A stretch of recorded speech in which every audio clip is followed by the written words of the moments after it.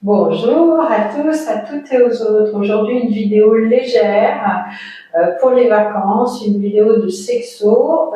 C'est à propos de ce fantasme que beaucoup de personnes ont et qui est tout à fait réalisable avec quelques précautions d'usage, qui est faire l'amour dans la mer. Alors, première chose, assurez-vous que personne ne vous voit, parce que l'exhibitionnisme est quand même puni par la loi. Ça, c'est la première chose. Donc, bain de minuit ou bien petite crique isolée.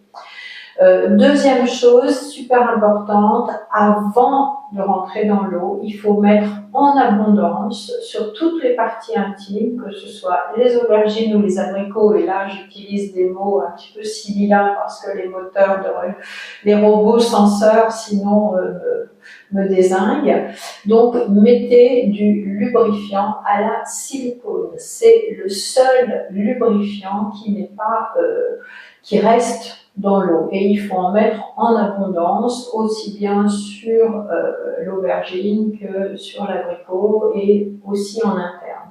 Ça va permettre d'assurer une glisse, ça va permettre d'éviter les micro-abrasions, ça va permettre de faire un film de protection pour éviter que la mer qui est trop salée n'agresse les muqueuses. Donc, que ce soit une pénétration avec l'aubergine ou avec les doigts, il faut toujours prévoir beaucoup de lubrifiant à la silicone.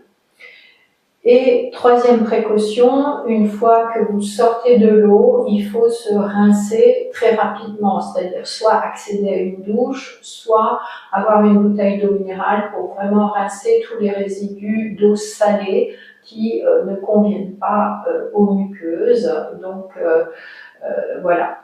Alors, petit warning, si vous êtes sujette aux mycoses, oubliez, parce que inévitablement, si vous avez des relations sexuelles dans la mer, ça va vous redéclencher une mycose et ça va gâcher vos vacances, donc c'est vraiment pas la peine. Vous pouvez opter pour une version plus soft, c'est-à-dire faire l'amour sous la douche ou dans une baignoire, parce que là, on a de l'eau qui n'est pas salée. Si vous ne mettez pas de savon et si vous prenez suffisamment de lubrifiant, ça devrait passer pour la mycose. Voilà, donc je vous souhaite de très joyeux et de très bons débats aquatiques.